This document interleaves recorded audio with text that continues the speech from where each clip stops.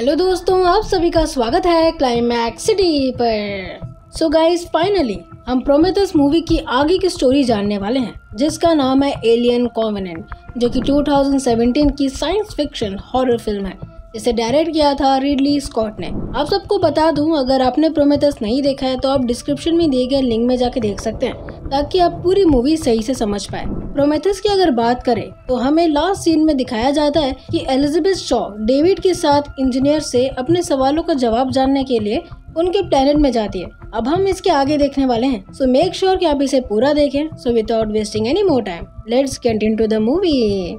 कहानी की शुरुआत में हम देखते हैं कि पीटर वेलैंड अपने बनाए हुए न्यूली एक्टिवेट रोबोट डेविड को ऑब्जर्व करने के लिए कुछ सवाल और टास्क देते हैं। अब क्योंकि पीटर ने डेविड को बनाया था, इसलिए डेविड उसे पिताजी करके बुलाता है। कन्वर्सेशन आगे बढ़ती है, जहां वेलैंड बोलते हैं कि एक दिन हम इंसानों के बनाने वाले क्रिएटर से जरूर मिलेंगे। इस पे डेविड बोलता है कि आप अपने बनाने वालों को ढूंढ रहे हैं, आपने मुझे बनाया है, लेकिन मैं तो रोबोट हूँ और आप इंसान। ये सुनकर वेलैंड थोड़ा अनसर्टेन होते हैं और डेविड को चाय देने बोलते हैं। सीन शिफ्ट होता है एंड हम आते हैं प्रेजेंट टाइम में, यानी December 5, 2004 AD में, जहाँ प्रोमेथेउस जर्नी को गुजरे हुए 11 साल हो चुके थे, बट स्टिल आज भी इंसानों के लिए रहने लायक जगह की खोज चल रही होती है। एंड इसके लिए कॉलोनाइजेशन शिप कॉन्वेनेंट ऑरिगाई 6 प्लैनेट में जा रहा होता है, क्योंकि वही एक रहने लायक जगह बची हुई थी। प्लैनेट में पहुंचने के लिए 7 साल बचे हुए थे। इसके अलावा शिप में 15 क्रू मेंबर्स, 2000 कॉलोनिस्ट जो हाइबरनेशन में थे, प्लस 1000 से भी ज्यादा ह्यूमन एम्प्लॉइज को कोल्ड स्टोरेज में रखा गया था।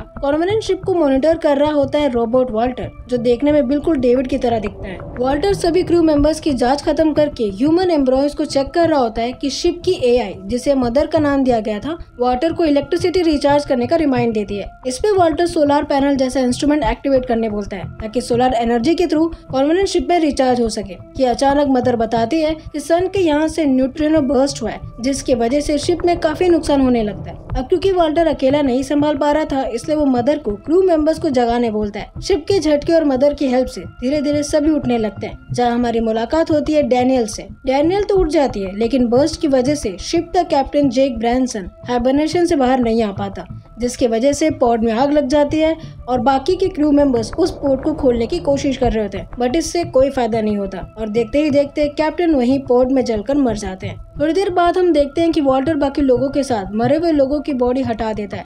सब लोग इकट्ठा होते हैं, जहां उनका न्यू कैप्टन क्रिस्टोफर ओरैम जेक ब्रैनसन की मौत का अफसोस जताता है। हालांकि ओरैम जेक की मौत से शॉक था और कैप्टन बनने के लिए रेडी फील नहीं कर रहा था, लेकिन उनकी वाइफ करीन उन्हें मोटिवेट करती है और सबको गाइड करने बोलती है। रही बात डैनियल्स की, तो वो अपने रूम में जेक की वीडियोस देख रही होती है, जहाँ ये रिवील होता है कि जेक उसका हस्बैंड था। खैर, अब क्योंकि शिप में काफी नुकसान हो गया था, इसलिए क्रिस्टोफर सबको शिप की मरम्मत करने बोलता है। इस पे सभी लोग अपोज करते हैं, क्योंकि उन्हें भी जेक का क्रेमेशन करना था, बट स्टिल क्रिस्टोफर उन्हें शिप को ठीक करने बोलता है, क्योंकि वाल्टर और मदर के हिसाब से उस एरिया में फिर से बस्ट होने के चांसेस थे, इसलिए वहाँ से निकालना बहुत ही जरूरी था। इस बात में बहस हो ही रही थी कि तभी वहाँ डैनियल आती है और शिप को ठीक करने की बात करती है, जिसमें वाल्टर भी उसकी मदद करता है। वाल्टर और डैनियल शिप की दूसरी तरफ जाते हैं चीजें ठीक करने के लिए, जहाँ डैनियल जेक को याद करके रोने लगती है, क्योंकि उसका सपना था दूसरे प्लेनेट में लकड़ियों से बना कैबिन बना के झील के सामने बैठना। इस पे वाल्टर डैनियल्स को मोटिवेट करता है कि सब ठीक हो जाएगा। सीन शिफ्ट होता है और हम देखते हैं कि कैप्टन के अगेंस्ट जाकर वाल्टर की मदद से सभी क्रू मेंबर्स इंक्लूडिंग डैनियल्स जेक की बॉडी को स्पेस में रिस्पेक्टफुली क्रीमेट करते हैं। ये सब देखकर क्रिस्टोफर टीम से नाराज होता है कि वो उसके अगेंस्ट जाकर जेक की बॉडी को क्रीमेट किया। हालांकि कैरिन उसे संभालती है और क्रू मेंबर्स की फीलिंग्स को समझने बोलती है। यहाँ क्रू मेंबर्स इंक्लूडिंग डैनियल्स और बाकी सब शिप को ठीक करने की बात करते हैं, इसलिए टेनेसी और एंकर शिप से बाहर स्पेस सूट पहनकर सोलर शीट, जो बस्ट की वजह से शिप से डिस्कनेक्ट हो जाता है, दोबारा उसे कनेक्ट कर देते हैं। सोलर शीट के कनेक्ट होते ही शिप में दोबारा इलेक्ट्रिसिटी आ जाती है, जिससे सब खुश हो जाते हैं। टेनेसी और एंकर वापस आ ही रहे थे कि तभी टेनेसी के हेलमेट में एक सिग्नल डिस्ट्रैक्शन होता है, जिसकी वजह से वो शिप वालों से कनेक्ट नहीं हो पा रहा था, बट लकीली थोड़ी देर में वो शिप के अंदर आ जाता है। क्रिस्टोफर टेनेसी के हेलमेट में आए सिग्नल डिस्ट्रैक्शन के बारे में जानने के लिए मदर को इन्फॉर्मेशन निकालने बोलती है। सभी लोग सिग्नल से आए मैसेज को डिटेक्ट करने की कोशिश करते हैं, जो कि सुनने में एक गाना जैसा था, प्लस वो किसी ह्यूमन की वॉइस थी जो गाना गा रही थी। डिटेल वे में चेक करने पर उन्हें पता चलता है कि ये सिग्नल का ट्रांसमिशन उनके शिप के नीचे सेक्टर 87 से आ रहा है।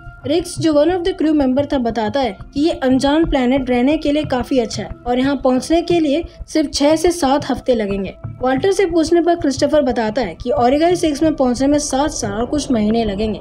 ये सुनकर अपवर्थ बोलती है कि हम में से कोई भी दोबारा स्लीपिंग चैम्बर में जाना नहीं चाहता। डैनियल्स के लिए ये बात कुछ अजीब लग रही थी क्योंकि उन्होंने सारे सेक्टर स्कैन किए थे, तब कोई भी ऐसा ग्रह नहीं दिखा था। एनीवे, थोड़ी देर के सोचने के बाद क्रिस्टोफर डिसाइड करता है कि इस प्लेनेट को जानने के लिए उन्हें वहाँ जाना होगा। मे बी वहाँ कोई मेंबर हो जिन्हें हमारी हेल्प की नीड है। इस पे सभी एग्री कर लेते हैं, लेकिन डैनियल्स को कुछ सही नहीं लग रहा था, इसलिए वो क्रिस्टोफर से अकेले बात करती है, जहाँ वो बोलती है कि यहाँ जाना खतरा हो सकता है क्योंकि ये अचानक से सामने आया है, प्लस इसके बारे में हम कुछ नहीं जानते। इस पे क्रिस्टोफर बोलता है कि बाकी क्रू मेंबर्स हाइबरनेशन में नहीं जाना चाहते हैं और बस कुछ देर की बात है, एंड अगर सब सही नहीं रहा तो वापिस आ जाएंगे। ना चाहते हुए भी डैनियल्स को बात माननी पड़ती है। थोड़ी देर के सफर के बाद हम देखते हैं कि फेरिस, वॉल्टर, क्रिस्टोफर, डैनियल्स और कुछ लोग लैंडर से प्लेनेट में अंदर जाने का डिसाइड करते हैं और बचे लोग इंक्लूडिंग टेनेसी, अपवर्थ और रिक्स कॉन्वेनेंट शिप को ऑर्बिट के पास लेके आते हैं ताकि बातचीत होता रहे। प्लेनेट की अगर बात करें तो वहाँ भयानक तूफान आया हुआ था, बट स्टिल लैंडर सही से उतर जाता है। फेरिस टेनेसी को इन्फॉर्म करती है कि वो शिप में रहकर ट्रांसमिशन जो तूफान की वजह से खराब हो गया था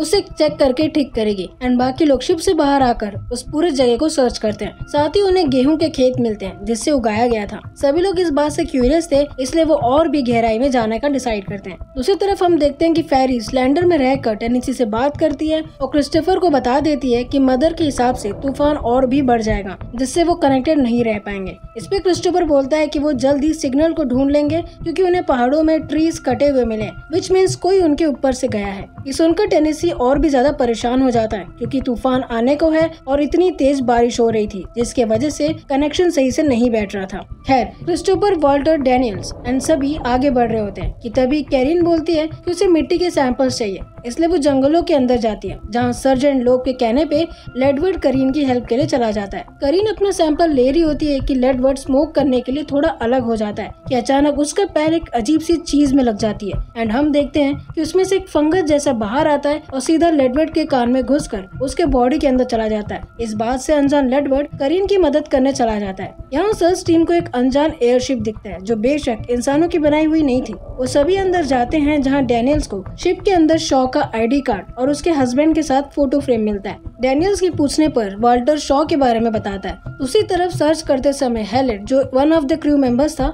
अनजाने में नीचे पड़े स्पोर्ट्स को टच कर देता है कि अगेन वो इन्फेक्टेड फंगस हेलेट के नोज में चला जाता है। यहाँ जंगलों में लेडवर्ड की तबीयत एकदम ज्यादा खराब हो जाती है। करीन उसे चेक करती है और तुरंत क्रिस्टोफर को इन्फॉर्म करती है। साथ ही वो फेरिस को इमरजेंसी मेडिकल रूम तैयार करने बोलती है। फेरिस करीन की आवाज में डर महसूस करती है, इसलिए वो ये बात कॉन्वेनेंट में बैठे टेनेसी से कहती है। एनीवे, करीन जैसे तैसे लेडवर्ड को शिप में लेके आती है क्योंकि उसकी हालत और भी ज्यादा खराब हो जाती है। फेरिस ये देखकर ओरैम को जल्द से जल्द लैंडर में आने बोलती है क्योंकि लेडवर्ड बहुत ही ज्यादा खून की उल्टियां कर रहा था। करीन और फेरिस दोनों मेडिकल रूम में उसका शर्ट उतार रहे होते हैं कि फेरिस लेडवर्ड के पीठ से हड्डियां टूटकर खून आते हुए देखती है। लेडवर्ड की अगर बात करें तो वो एकदम अलग तरीके से चिल्लाने लगता है और शिवर करने लगता है। फेरिस लेडवर्ड की हालत देखकर ओरैम को बुलाने जाती है, वो भी करीन को लॉक करके, क्योंकि वो समझ गई थी कि ये कोई इन्फेक्शन है। वो ओरैम को अगेन कनेक्ट करके जल्दी आने बोलती है, प्लस टेनेसी को भी इस बारे में बताती है। इससे पहले वो कुछ और बोल पाती, कनेक्शन ब्रेक हो जाता है। टेनेसी फेरिस की आवाज में डर देखकर एकदम परेशान होता है और अपवर्थ को कनेक्शन रिबिल्ड करने की कोशिश करने बोलता है। मीनवाइल फेरिस वापस जाती है क्योंकि करीन उसे बुला रही होती है, जहाँ वो देखती है कि लेडवर्ड के पीठ से एक छोटा अजीब सा एलियन नियोमॉर्फ निकलता है। इसे देखकर फेरिस डरती है और इवन करीन के बोलने पर भी दरवाजा नहीं खोलती और बंदूक लेकर उस एलियन को मारने चली जाती है। रही बात करीन की तो वो देखती है कि लेडवर्ड मर चुका है और नियोमॉर्फ उस पर अटैक करता है। इतने में फेरिस बंदूक लेके आती है और उस पर चलाती है, बट उससे कोई फायदा नहीं होता। फेरिस अगेन वहाँ से भागने लगती है कि एलियन दरवाजा तोड़कर उसके पीछे चला जाता है। फेरिस उसे दूसरे गन से मारती है, बट गोली शिप को ही एक्सप्लोड कर देती है। यहाँ सर्च टीम शिप की तरफ पहुँचती है, बट उन्हें आने में काफी देर हो जाती है क्योंकि एक्सप्लोजन हो चुका था, जिसे देखकर क्रिस्टोफर एकदम परेशान हो जाता है और अंदर जाने की कोशिश करता है, बट डैनियल्स उसे रोक लेती है। इतने में वो सुनती है कि हेलेट चिल्लाने लगता है। डैनियल्स की जाके देखने पर हेलेट के अंदर से एक और नियोमॉर्फ आता है और सब पे हमला करने लगता है, जिसमें एंकर की भी मौत हो जाती है। देन हम देखते हैं कि सभी टर्न वाइज उसे गोली मार रहे होते हैं और धीरे धीरे वो एलियन मर जाता है। सभी ये चीज समझने की कोशिश कर ही रहे थे कि तभी वहाँ दूसरा नियोमॉर्फ आने लगता है तो डैनियल्स पे हमला करने वाला रहता है कि तभी वहाँ वाल्टर आता है और उसे बचाता है, बट वो एलियन वाल्टर का एक हाथ तोड़ देता है। ऐसे ही धीरे धीरे एलियन सबको मार रहा होता है एंड सब उसे लड़ रहे होते हैं कि इतने में वहाँ एक आदमी हुडी टाइप से पहनकर एक फायरवर्क चलाता है जिससे वो एलियन वहाँ से भाग जाता है। वो आदमी सबको उसके साथ आने बोलता है। डैनियल्स क्रिस्टोफर को लेके बाकी सबके साथ उस इंसान के पीछे जाती है। वो आदमी सभी को एक टेम्पल जैसा एरिया में लेके जाता है जहाँ लाशें पड़ी हुई थी। कुछ देर के बाद हम देखते हैं कि वो सभी टेम्पल के अंदर आ जाते हैं जहाँ ये रिवील होता है कि ये आदमी और कोई नहीं डेविड रहता है जो डॉक्टर शॉ के साथ इंजीनियर के प्लेनेट में गया था। डैनियल्स के पूछने पर डेविड बताता है कि प्रोमेथेउस से जब हम क्रैश हुए थे तब शिप में एक खतरनाक कीटाणु था जो टकराने की वजह से नीचे गिर गया, जिसके असर आप सब देख चुके हैं और उसी हादसे में शॉ मर जाती है। ये कीटाणु पेड़ों को छोड़कर जानवरों और इंसानों पे हमला करती है। या तो वो उन्हें अपना होस्ट बना देती है या उन्हें मार डालती है। इस पे क्रिस्टोफर बोलता है कि हम में से कोई इन्फेक्टेड है क्योंकि हमें ये जाना बहुत ही जरूरी है। हम इन्फेक्शन शिप में लेके नहीं जा सकते बिकॉज हम बस्ती बसाने आए हैं जिसमें 2000 लोग से भी ज्यादा हैं। डेविड ये सुनकर दिलचस्प है बोलता है। तभी सर्जेंट लोब बोलते हैं कि उन्हें कॉन्वेंट से कनेक्ट करना पड़ेगा, इसलिए लोब, क्लोई और डेविड खुले एरिया में जाते हैं कि डेविड वाल्टर से पूछते हुए जाता है कि कैसे हो भाई। डैनियल्स को कुछ गड़बड़ महसूस हो रही थी, इसलिए वो वाल्टर से बोलती है कि वो बहुत कुछ चीजें समझ नहीं पा रही है। इस पे वाल्टर बोलता है कि वो डेविड से बात करेगा। सीन शिफ्ट होता है और हम देखते हैं कि क्लोई और लोग कॉन्वेंट में बैठे टेनेसी से बात करने की कोशिश करते हैं। अब मौसम इतना खराब था कि उन्हें कनेक्ट होने में दिक्कत हो रही थी। पास में खड़ा डेविड बोलता है कि मौसम को ठीक होने में काफी समय लग सकता है, हफ्ते या साल भी लग सकते हैं, और डेविड गुड लक बोल के वहाँ से चला जाता है। रही बात कॉन्वेंट में बैठे टेनेसी की, तो वो फेरीज के लिए चिंता करता है। अब क्योंकि नीचे उतर नहीं सकते थे क्योंकि तूफान की वजह से शिप खराब हो सकता है, पर स्टिल टेनेसी अपवर्ड और रिंग्स के बातें इग्नोर करके ऑर्बिट के 80 किलोमीटर की दूरी में शिप को खड़ा कर देता है ताकि बातचीत हो सके। सीन शिफ्ट होता है और हम देखते हैं कि डेविड अपना बाल काट रहा होता है कि तभी वाल्टर को आते हुए सुनता है। वाल्टर टेबल पे रखे फ्लूट को देख रहा होता है कि डेविड वहाँ आता है और उसे फ्लूट बजाना सिखाता है। वाल्टर बहुत जल्दी फ्लूट बजाना सीख जाता है, जिसे देखकर डेविड उसकी तारीफ करता है। वाल्टर आगे बोलता है कि उसे बाकी एंड्रॉइड से बेहतर बनाया गया है, बट उससे इजाजत नहीं है कुछ नया बनाने के लिए। ये सुनकर डेविड यही बोलता है कि इंसान ऐसे ही है, लेकिन हम अपने हिसाब से सब कर सकते हैं। इस पे वाल्टर अपोज करता है। उसके बाद हम देखते हैं कि डेविड वाल्टर को सुनसान एरिया में लेके जाता है, जहाँ ये रिवील होता है कि डेविड शिप लेके प्लेनेट में जब आया था तब उसने शिप में पड़े पैथोजन जिसमें फंगस था वो उसे नीचे फेंक देता है। देखते ही देखते उस प्लेनेट में सभी लोग के अंदर से नियोमॉर्फ बाहर आ जाते हैं और सब मर जाते हैं। साथ ही डेविड वाल्टर को नीचे बने शॉ के नाम का टाइल्स दिखाता है, जो उसके मुताबिक शॉ को वहीं दफनाया गया था क्योंकि वो उसे काफी प्यार करता है। इसके अलावा डेविड ये भी रिवील करता है कि वाल्टर भी डैनियल से प्यार करता है क्योंकि उसने डैनियल्स के लिए अपना हाथ गवा दिया था। इस पे वाल्टर मना करता है क्योंकि ये पॉसिबल नहीं हो सकता।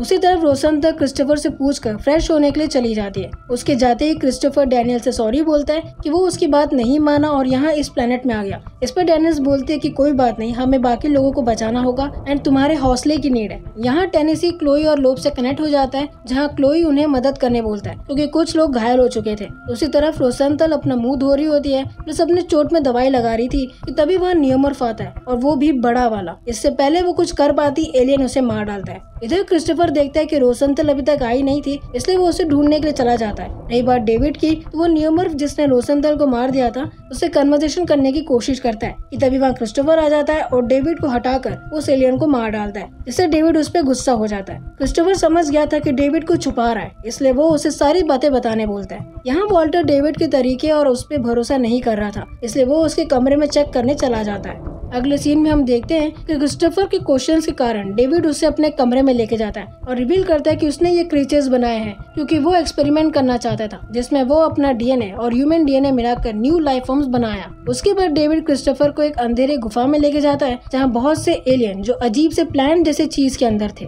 डेविड क्रिस्टोफर के पूछने पर बताता है कि इन सबको माँ की जरूरत है। इससे पहले क्रिस्टोफर आगे बोलता, David one of the plant को छूने बोलता है। जैसे ही क्रिस्टोफर उसे छूता है, एक फेस हगर क्रिस्टोफर के फेस को कवर कर लेता है, जिससे क्रिस्टोफर बेहोश हो जाता है। सीन शिफ्ट होता है और हम देखते हैं कि डैनियल्स टेनेसी से बात करती है और उन्हें लेने आने बोलती है। इसी बीच डैनियल्स टेनेसी को फेरिस की डेथ के बारे में बताती है, जिससे वो एकदम दुखी हो जाता है। खैर, डैनियल्स के कहने पर बाकी क्रू मेंबर्स अपवर्थ और रिक्स शिप नीचे उतारने के लिए मान जाते हैं। दूसरी तरफ हम देखते हैं कि Chloe one of the crew members Oram और रोसेंटल को खोजने जाता है, जहां उसे रोसेंटल की बॉडी मिलती है जो बुरे हालात में थी। यहाँ क्रिस्टोफर को होश आ गया था, जो डेविड से पूछता है कि आखिर वो करना क्या चाहता है। इस पे डेविड बोलता है कि आविष्कार, और थोड़ी देर में नियोमॉर्फ क्रिस्टोफर के चेस्ट से निकलता है, जिससे क्रिस्टोफर मर जाता है। ताज्जुब की बात ये थी कि वो एलियन डेविड की बातें मान रहा था। दूसरी तरफ हम देखते हैं कि वाल्टर डेविड के रूम में और अंदर चला जाता है, जहां उसे शॉ की बॉडी मिलती है जो खराब हालत में थी। वाल्टर समझ गया था कि डेविड शॉ को मारा है अपने आविष्कार के लिए। उसी वक्त हम देखते हैं कि डेविड फ्लूट बजाने लगता है, जिससे वॉल्टर उसे सुन के आ जाता है। दोनों के बीच में कन्वर्सेशन होता है, जहां वॉल्टर रिवील करता है कि फंगस ऑटोमेटिकली नहीं गिरा, खुद डेविड ने गिराया था। ये सुनकर डेविड बोलता है कि इंसान मर जाते हैं, प्लस वो एक अनवर्दी स्पीशीज है और ये एलियन काफी समझदार है, मेरी सभी बातें मानते हैं। वॉल्टर इस बात से डिसएग्री करता है कि तभी डेविड वॉल्टर को मार देता है। उसी तरफ हम देखते हैं कि क्लोई और सर्जेंट लोग ओरेम को खोजते हुए डेविड के रूम में आ जाते हैं। साथ ही डैनियल्स भी खोजते हुए डेविड के रिसर्च एरिया में आ जाती है, जहां उसे डेविड के टेबल में पेपर दिखाई देता है, जिसमें एलियन का और शॉ की तस्वीर थी। डैनियल सारी बातें समझ गई थी कि तभी वहाँ डेविड आ जाता है और डैनियल शॉ के बारे में पूछती है कि डेविड उसे मारता है और जबरदस्ती किस कर रहा होता है। कि इतने में वहाँ वॉल्टर आ जाता है और डेविड को मारते हुए डैनियल्स को जाने बोलता है। यहाँ सर्जेंट लोग ओरेम की डेड बॉडी के सामने पहुंच चुके थे कि तभी वही फेसहगर उस पर हमला करता है, जिससे लोब चिल्लाने लगता है। इससे पहले वो एलियन कुछ कर पाता है, वहाँ क्लोई आ जाता है और फेसहगर को मार डालता है। अब क्योंकि लोब के फेस में एसिड के कारण जल रहा होता है, इसलिए क्लोई उसे पट्टी लगा ही रहा था कि एक फुली ग्रोन नियोमर्फ का स्पीशीज क्लोई पे हमला कर देता है, जिससे लोब वहाँ से भाग जाता है और क्लोई मर जाता है। यहाँ हम देखते हैं कि डैनियल्स अपने आप को बचाकर भाग रही होती है कि तभी लोपेस उसे कनेक्ट करता है और बताता है कि सब मर चुके हैं। वो दोनों तेजी से भागकर टेनेसी से कांटेक्ट करते हैं, जहाँ डैनियल्स अपना लोकेशन भेज देती है। थोड़ी देर में टेनेसी लैंडर लेके वहाँ आ जाता है, जहाँ लोप और डैनियल्स उसके अंदर घुसने वाले रहते हैं कि वॉल्टर भी लड़ाई करके उनके साथ भाग के आ जाता है, क्योंकि उसने डेविड को मार दिया था। लोप, डैनियल्स और वॉल्टर शिप में आ गए थे कि तभी एक नियोमर्फ हमला करता है। डैनियल्स उससे लड़ती है और उसके कहने पर टेनेसी शिप का क्रेन यूज करता है ताकि डैनियल्स उससे अच्छे से लड़ सके। थोड़ी देर फाइट करने के बाद डैनियल्स उस एलियन को मार डालती है एंड कॉन्वेंट के अंदर आ जाती है। सीन शिफ्ट होता है और हम देखते हैं कि लोप अपने फेस में पट्टी लगाता है और वॉल्टर भी अपने फेस की मरम्मत करता है, जहाँ डैनियल्स वॉल्टर को थैंक यू बोलती है कि उसने उसकी जान बचाई। इसके बाद हम देखते हैं कि टेनेसी डैनियल से बात करता है, जहाँ वो अपने वाइफ को लेकर दुखी रहता है और उसे शांत करने के लिए डैनियल्स उसे गले लगा देती है। अब शिप की कैप्टन डैनियल्स थी, इसलिए मदर अब उसकी बात मान रही होती है। एनीवे, सुबह होती है और डैनियल्स अपने रूम में थी कि तभी उन्हें मदर की तरफ से इन्फॉर्मेशन आता है कि शिप में कोई अनजान स्पीशीज है।